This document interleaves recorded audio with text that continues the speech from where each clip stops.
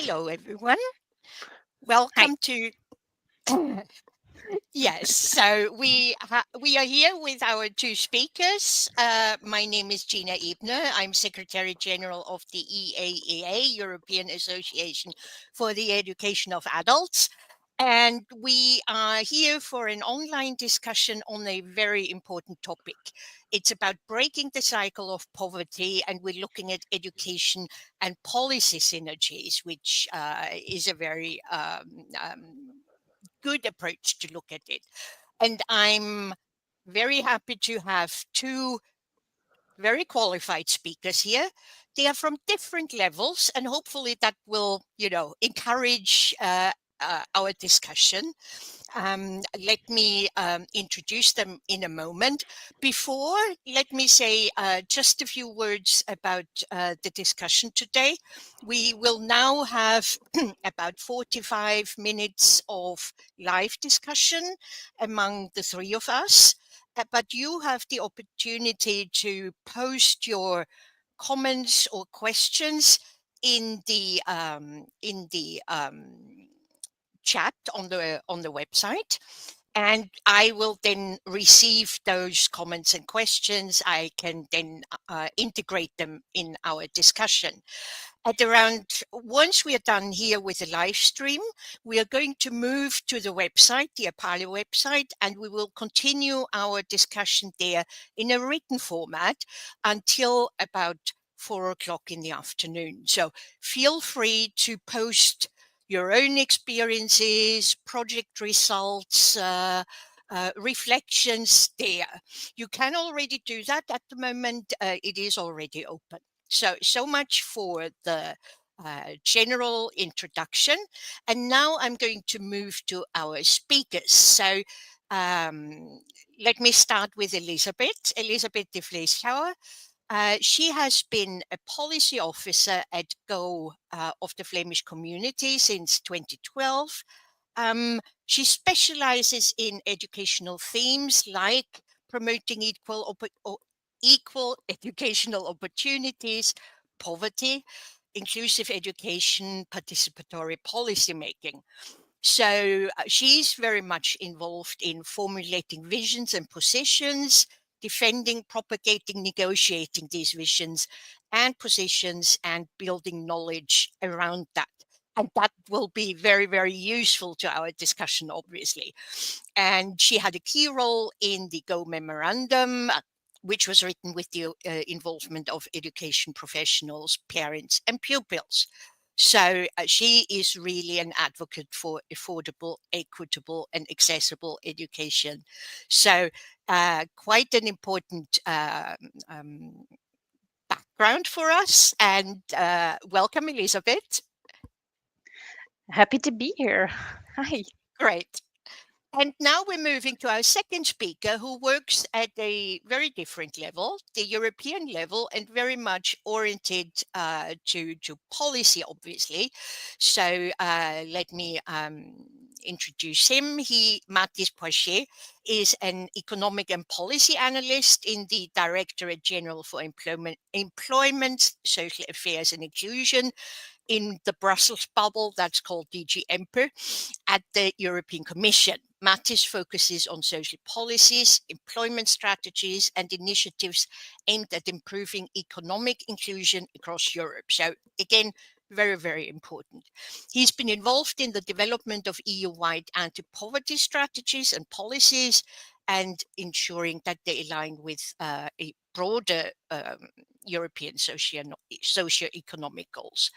And his work centers on promoting inclusive labor markets, tackling poverty through economic reforms, and supporting member states in implementing policies aimed at reducing inequalities and unemployment. So actually, very similar topics, just from a very different perspective. Mathis, welcome to our discussion. Well, many thanks, Gina, and happy to be here as well. Okay, great. Well, let's go right into the topic. Let me see. So, to get us started, we are talking about poverty alleviation, breaking the cycle of poverty. So, what does that mean to you? What's your concept? Let me start with Elizabeth. So, what does it mean to you? Well, I always start by saying that poverty is actually a violation of human rights, period. So alleviation means enabling people, and individual people, to reclaim their agency and access opportunities that allow them to lead dignified and fulfilling lives. Now, for me, it goes beyond addressing immediate needs like having food on the table, but also we create sustainable pathways to empower Mhm, through education, through equitable policy, and social inclusion. So, in the context of adult education, it's about recognizing that you have power, the power of learning for emancipation, empowerment, not just as a tool for economic mobility, which is very important, but also as a mean to restore hope and break that cycle of intergenerational poverty. Now, mhm, in education, we cannot eradicate poverty. We don't have that power, but we can equip individuals with skills they need, knowledge, and confidence to challenge the systemic barriers they face. So, in mhm, adult education, I think it's very important because often by students it's perceived as a last chance to change their stories, and that's why mhm. it's so important. Yeah. Thank you for underlining the issue of empowerment and also mentioning, and I think that's a key issue. Adult education learning can do a lot, but it can't solve the issue of No, poverty. That is very clear. But as you've said, there is a link between uh, low skills, low qualifications, low education, and the risk for poverty. Recently, the second round of PIAC was published, and it demonstrated again that there is a clear link. You know, the unemployment is clearly linked to low skills, but also salaries are linked to low skills, and a number of other issues like well-being, health, and so on. And we need to address that. So thank you for doing that. Let me move to Matis. What does poverty alleviation mean to you? Well, thank you for this question, and also I second what you said in terms of the importance of skills to be able to get a good quality job and then earn a decent salary and remain out of poverty or get out of poverty. Having said this, when we talk about poverty at the European scale, from the Commission perspective, we usually have two definitions of poverty. First one is like a very common one and quite financial focused in a way that it refers to a threshold, and if you are below this income threshold, you will be considered as at risk of poverty, or put in another way, in poverty. But then we also have a more elaborated definition of poverty, referring a little bit to what Elizabeth was talking about. So it's not only about being below this financial threshold. Usually it's 60% of the median income. It also includes other other conditions or other aspects. So if for instance you don't have access to leisure activities, or if you cannot afford just a simple basic goods like fitting shoes or 1 week of holidays, from the EU perspective, you will also be considered as in poverty, and so we have these two different concepts. The first one, financial one, which is called at risk of poverty, and the second one, more elaborated, taking a broader perspective on the issue of poverty, which is called at risk of poverty or social exclusion. And in both cases, I think what like the two concepts boil down to this important issue of just being able to meet basic needs on a daily basis, and also being able to act upon our own choices and our own life plans and so on. And so being in poverty will refer to this lack of capacity, financial means to actually live as we wish, basically.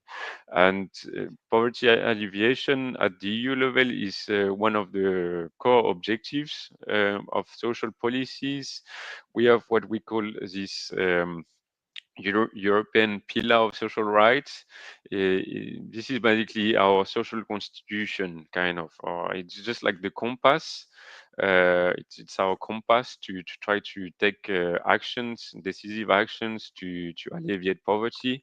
The Pillar of Social Rights has 20 principles that paves the way for a stronger social Europe, and and we have also an action plan to try to implement these principles. And within the framework of this action plan, there was this target of reducing the number of people at risk of poverty or social exclusion by 15 million by 2030. And so, I mean, at the EU level, when it comes to poverty alleviation, we don't have much competencies directly. And the member states are the one in charge of implementing the social policies within the EU. But us, we try really to steer them towards reducing poverty through this European Pillar of Social Rights targets, for instance, and we are closely monitoring the implementation and the implementation of the pillar, and also the achievement of these targets. Each member state set their own targets also to try to reduce poverty, and we're also closely monitoring this. Thank you very much. And I think you have also already answered my next question that I'm going to bring up about the main challenges. I think what you have mentioned about participating in society, participating in activities, and being able to access various, be it cultural or other activities, or the children being able to participate in activities in school, is a key issue when we talk about poverty. And I have to say, I'm very happy that the European Commission is going to continue with the pillar of social rights, because, as you said, it is a key strategy to make sure that social issues are at the table and are at the top of the agenda. Now, I'm going to move to Elizabeth, who also gets the question, what are the main challenges for the communities? I think you will probably echo some of the topics that you've heard from Mattis. It's similar, but maybe in a little bit different perspective, because we all know that poverty has many faces, but there's two things that connects them all. And Mathis has said about income. It's about insufficient income, but also the amount of unhealthy stress that's present. And I always say that poverty is like a spider web, and it's not easy to escape. We might think it is I myself am a typical middle class, but I often have discussions with people in my surroundings or professionals that say, if I was in poverty, I would escape it in a heartbeat. And I always say, I Mm, welcome you to try, because it's actually not easy, because as middle class, we are brought up in this idea that we can outsource our problems. Um, if we want to follow education, we make sure we have a social network that we can ask, can you please watch my children while I follow some education? That's outsourcing a problem. Also, if our house isn't clean, we ask people to come clean our house and we pay them. If we have legal difficulties, we pay a good lawyer. In winter, when we notice our energy levels are dropping, we go buy a nice cappuccino in the coffee house. We pay for it. We pay for our extra shots of caffeine. But that's not how people in poverty, they're not able to do that. So what Mathis has said, indeed, it's about this very interconnected web with challenges that you need to overcome every day, and you cannot outsource it. You're on your own. mm, So mainly, the biggest challenge in this and our role in education is making sure that we're this little part that that we take our little role in the structural approach that combines economic support by our government, but also accessible education, community-based interventions. It should all, work on the same goals. mhm. Um, Yeah, yeah, I really like um, the the that you mentioned stress. You know, if you don't have enough money, anything that goes wrong can uh, provide huge problems. If your fridge breaks down yeah, and you don't have the money to buy a new one, if your car breaks down, if you have a car, and so on and so on. And that maintains not only, that remain sorry, maintains a level of stress that adds to the pressure of poverty. Absolutely. Yeah. Mhm. and also a lot of social stigma. Yeah. Uh, because as middle class, we're allowed to outsource. We don't get Mm, looked at funny because we spend money on something. But when you're in poverty, other people look at you like, why are you spending money on this little thing when you need yeah. to put food on the table? And there's that little thing, Hmm. cigarettes, a new cell phone, is something that Hmm. you want to spend money on to make your life a little bit more bearable. We're not judged on it, but people in poverty are. Yeah. Okay, great. I we have received a question which I think fits here very well. It refers to PIA, so the adults PISA, and there is a high number of adults that only have level one, so very basic knowledge and skills in the area of literacy, numeracy, and adaptive problem solving. That's between 25 and 29%. So, really a big number of people. And it shows, and these these inequalities have actually become worse over the last 10 years or so, that people with parents that already have better skills tend to score better. There is a generational issue of low skills being transferred to the next generation, and a higher position, higher level also being transferred. And it's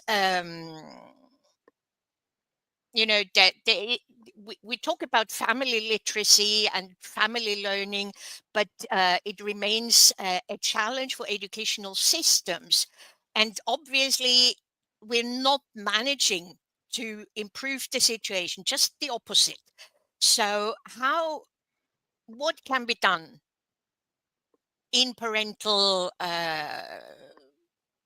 in the parental working at in intergenerational level to create more equitable and fair education? That was posted by Esther, that question. Who wants to come in? Maybe Mattis, a policy comment on that? Yeah, sure. I'll try to comment on this question and on the previous one as well. Just to talk about the challenge of poverty reduction. I think the two questions are very much linked.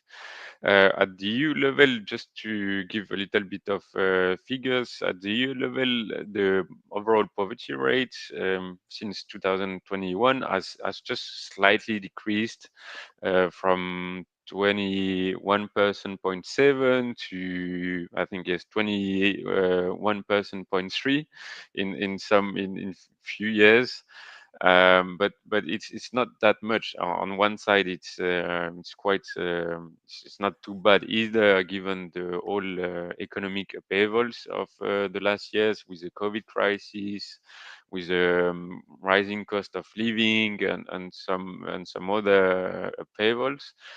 Um, but yes, on the other side, there is a more concerning trend, which is the rise in child poverty, and this has not been decreasing since 2021, and so this is very much a matter of concern.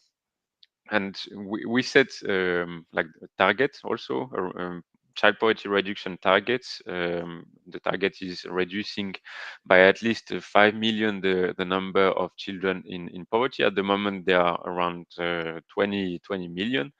And I think it's worth highlighting that the children who grow in poverty are the one most likely to end up in poverty when they are adults. And I think one way to tackle poverty is actually about these children and trying to provide them with enough financial support so they can get out of poverty, but also providing additional support to those who remain, unfortunately, in poverty. And I think this is where your question, interesting question, comes in. What can be done for these children, because there is an association which can be made throughout the life course of young persons. I mean, we see, for instance, that the young persons, the children, very young children, under 3, for instance, go less in early childhood education and care. I mean, the children in poverty go less in early childhood education and care, and then we see after a few years that they go to middle school, and in middle schools with a PISA result kind of the same as a PIAC, but for children, they fare less than the children who are not disadvantaged, and so the educational outcomes are worse than the other.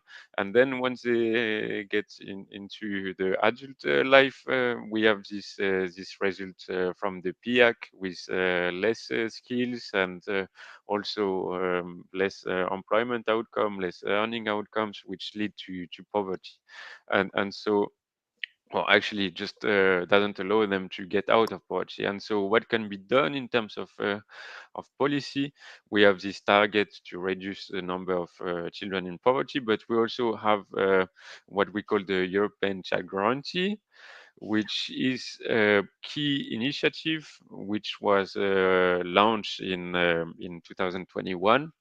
And the overall purpose of this child guarantee and initiative is to give an extra push push to these children who remain in poverty. Give them access to the necessary services for them to live to get as much opportunities as the other children who are not in poverty. And so when we talk about services, I'm talking about early childhood education and care, education, but like education and these two, early childhood education and care and education and other services like healthcare.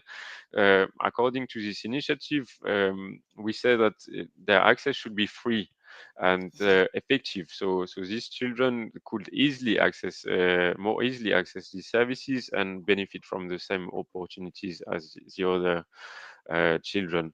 I can give more details about this initiative if you wish, of course. Okay, great. Thank you.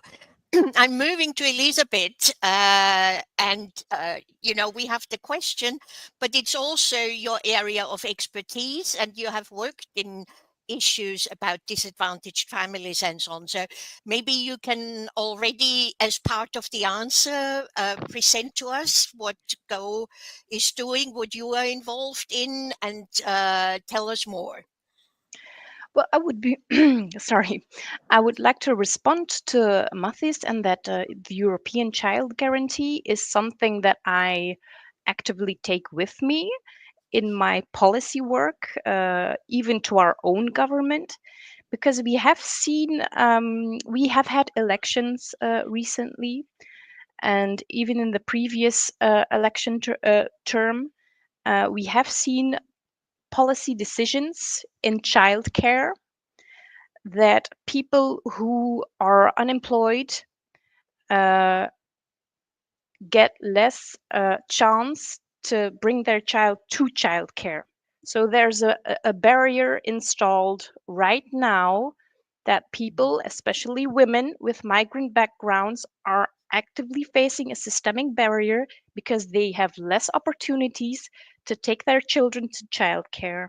So that and all is one very good example of what not to do. Also, because if you want to follow and go to adult education, get a general education that you do not have yet. You need to be able to get childcare so you can follow an education and then get a decent paying job to get out of poverty. So I just wanted to respond to that and Belgium policy right now, Flemish policy. And yes, the initiatives that we take now, we are an organization that has 10 centers of adult education, and we do offer general education modules, certain programs to get specific qualifications. Also, the NT2, that is Dutch as a second language taught to non native speakers, so migrants or refugees. And we are the largest provider in Flanders in these socially important study areas. Now, I absolutely wish I would have this magical recipe for every education institution to combat poverty, but I don't have it. But when I do talk to people who have broken their cycle of poverty, they often say that I was lucky. Never mind that they were very persistent and very determined to get out of poverty, but they always say I was lucky. So actually, the question that I take with me is how do we scale up this luck thing? How do we create luck? Um, and it's often about sometimes small things you can do. What we are trying to focus on still to this day is professionalize in poverty awareness practices in every level of the institution or school, for school leaders, teachers, and all profiles of people who come into contact with students or with parents. So we prioritize empowering educators to adopt those poverty aware practices, and also encourage them to foster these high expectations and serve as motivators, coaches, mentors for their students and learners. So it can be difficult because it means you need to let go of the world views that you actually know and Mhm. live yourself. So that's very difficult. Mhm. Now, there are also we try to let institutions also identify the stigmas that are Mhm. alive in their organization today, try to identify them and tackle those. And also, I do a lot of participatory work. So I always say, ask people what they need, ask your students what they Mhm. need. How can you help them? And often it will be like unburden them so they can follow their education and be Mhm. successful. um, Also very important is a warm and welcoming enrollment practice in Mhm. your organization. And you can also during enrollment talk about what are the school fees? What are your options to pay those school fees? Are there like installments that you can like pay off? How can you make it easy for people to financially get there to follow the education? That is crucial.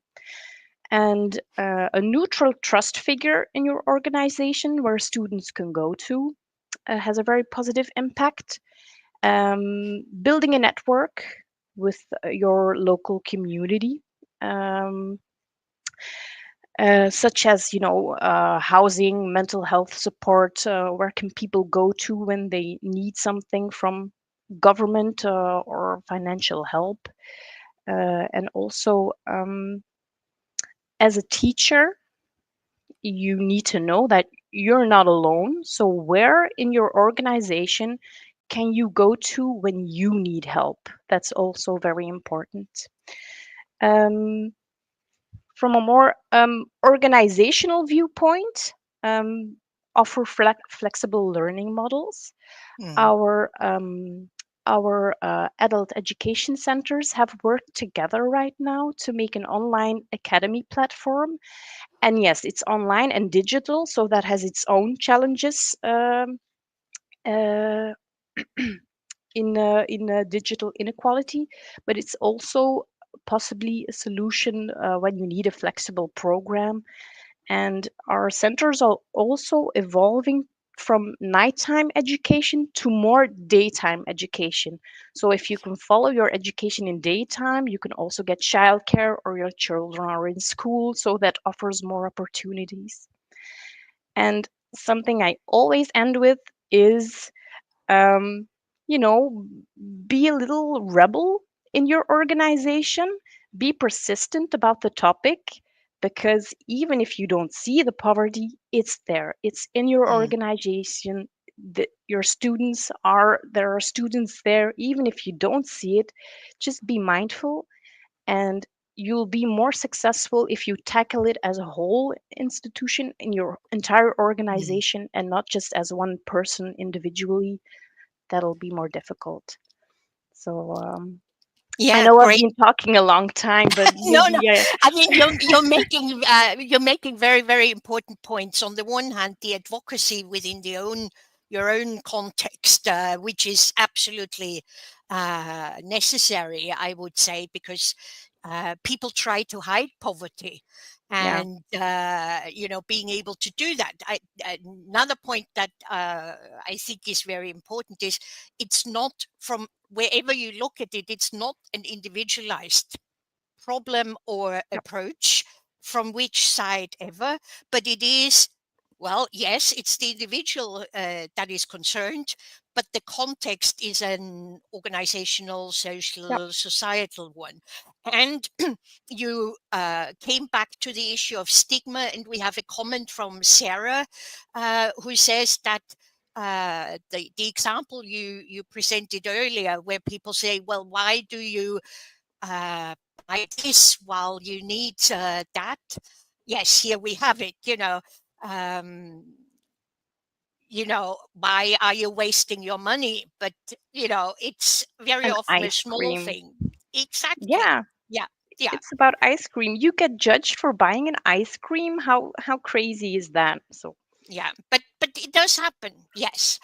And we have another comment from one of our listeners, audience, and that is to draw attention to the fact that there are families, people who have to deal with a number of disadvantages or challenges, like people who are ill, people, or a family where there is someone with a disability, and so on and so on. So I think that's an important point, that it's very often not a single issue, but a bundle of issues that people yeah, have to deal with. absolutely. Mhm. Mattis, would you like to come in and still comment from your point of view, and maybe you can add a bit more about the attempts of the European Commission? And may I add another question, because I we read the mission letters of Ursula von der Leyen, and we saw that she is proposing a new, renewed anti-poverty strategy. What do you expect from that?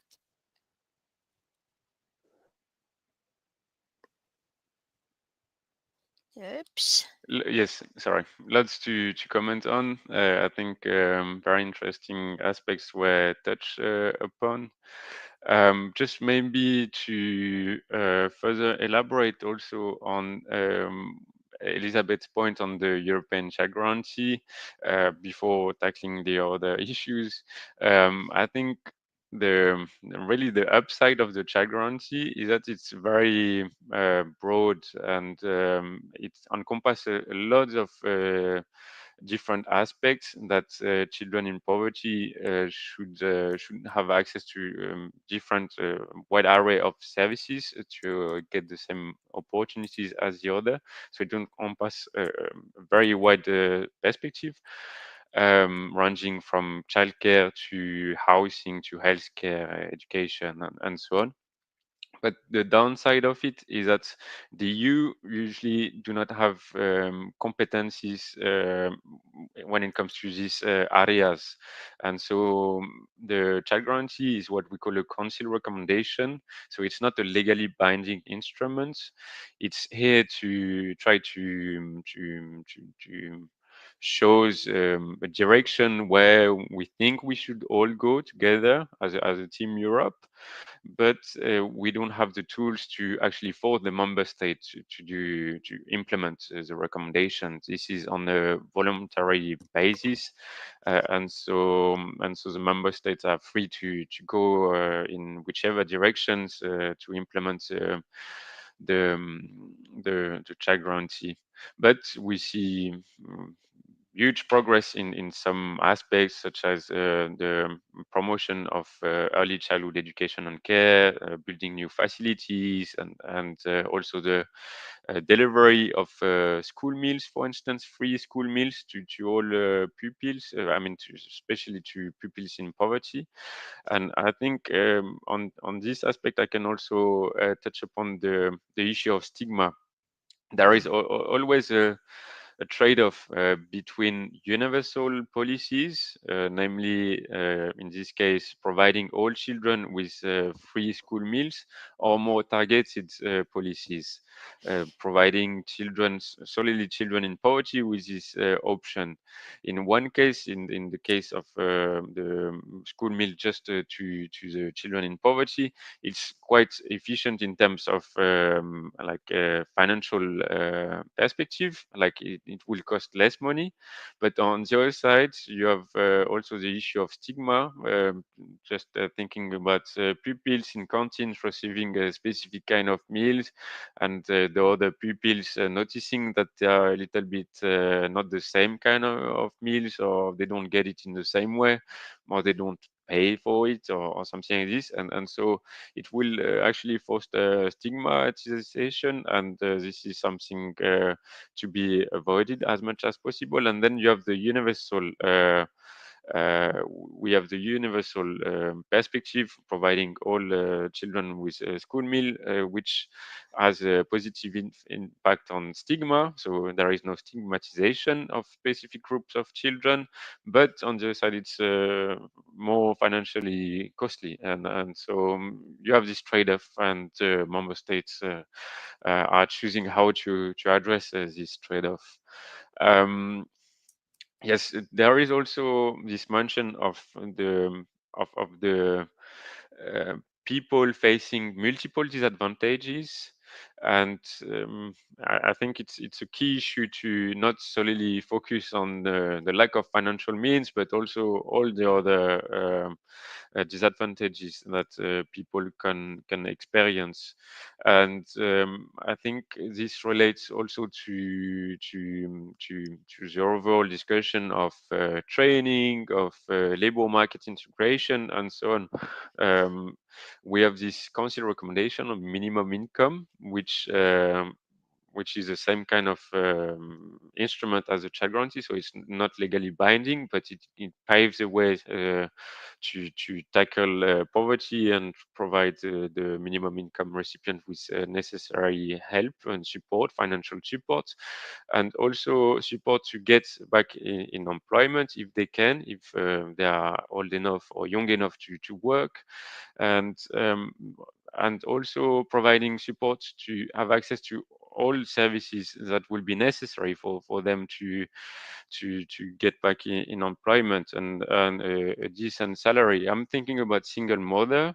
The issue here will not solely be to get the right skills and the right job such support, but also, for instance, if the children are young, getting the necessary childcare support. And so the way paved by this council recommendation is really to get a global a view of this issue, and try to support the minimum income recipients as much as possible on all the side issues that they also have, beside just trying to find a job, because to take a job you will need also to solve the other issues like childcare.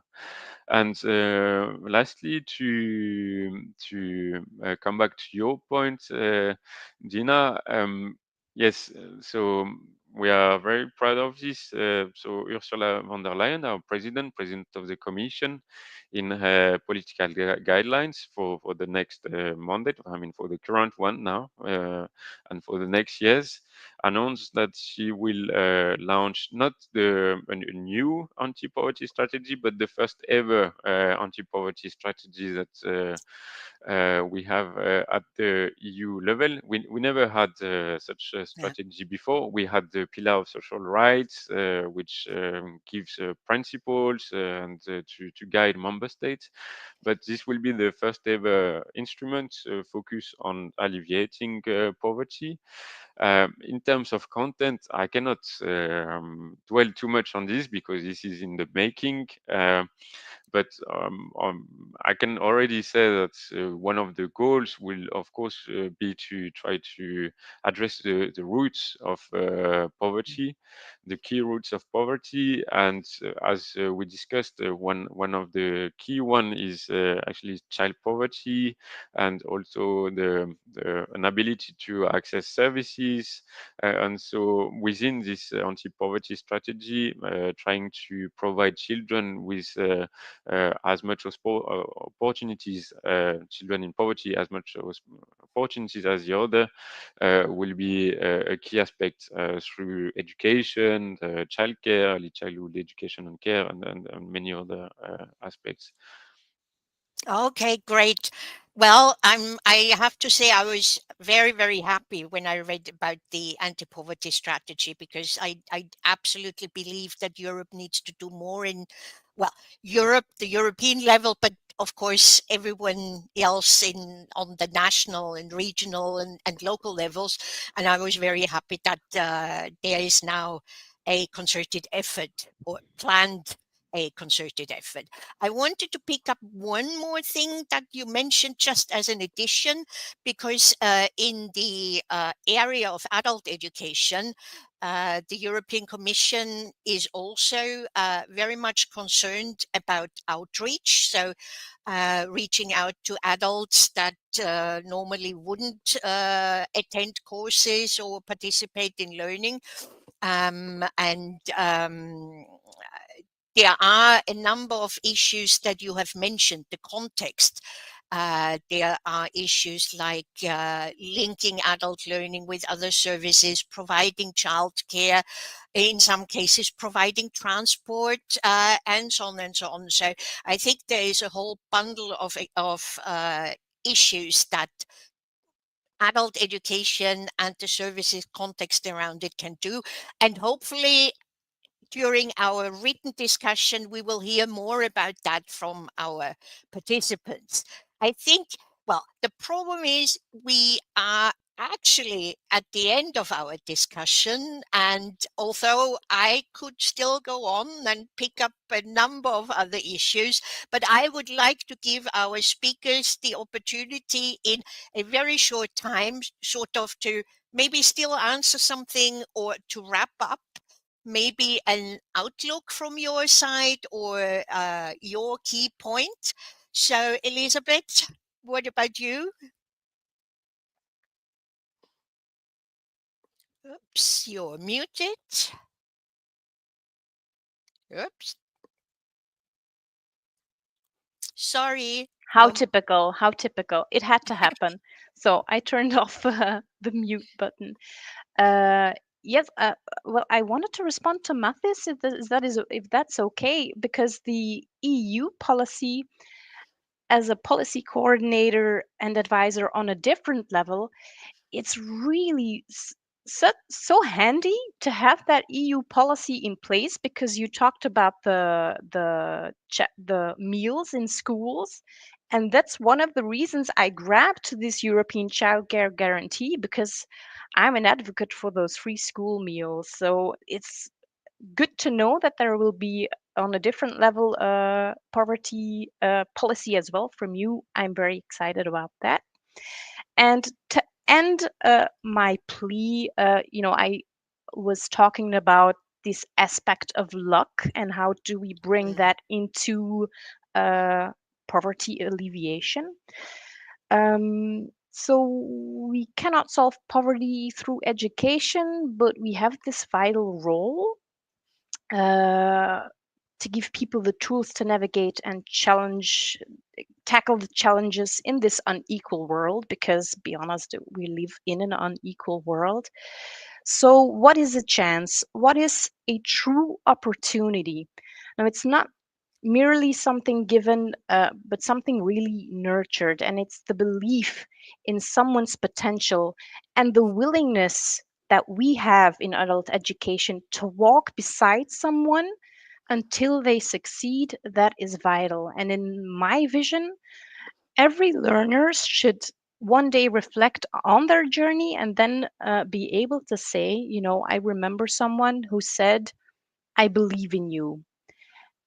So that underscores for me the value of education and the power we have to transform lives, and we need to be able to believe in that to carry on, even though sometimes we have to be honest with ourselves, and education can actually reproduce poverty. We've seen it. PIAC says it, PISA says it. We still have a long way to go. So it's crucial to recognize a gap here. You mm, have a gap between being offered an opportunity and also being able to seize that opportunity. Because people who work in poverty alleviation, we know the meritocratic society, success is framed as an outcome of individual effort. mhm, But this viewpoint overlooks all those systemic barriers in place that prevent certain groups from seizing an opportunity. And adults in poverty, for instance, may lack financial resources, a support network um, to be able to fully grasp an chance in education even.